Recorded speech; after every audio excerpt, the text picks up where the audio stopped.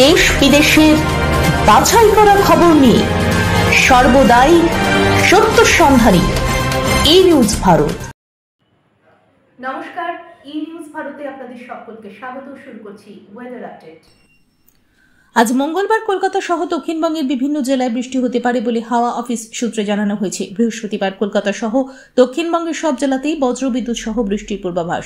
একই সঙ্গে বজায় থাকবে আর্দ্রতাজনিত অস্বস্তি। শুক্রবারও ভিজবে মহানগর। বিক্ষিপ্তভাবে ঝড় বৃষ্টির সম্ভাবনা থাকবে হাওড়া হুগলিতেও।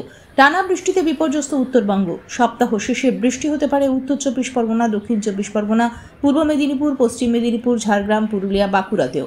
পশ্চিম বর্ধমান, বীরভূম, মুর্শিদাবাদ, পূর্ব বর্ধমান, পশ্চিম বর্ধমান, বীরভূম, মুর্শিদাবাদ এবং নদিয়াতে বুধবার থেকে বৃষ্টি শুরু হয়ে যাবে বলেছেন আবহাওয়াবিদরা।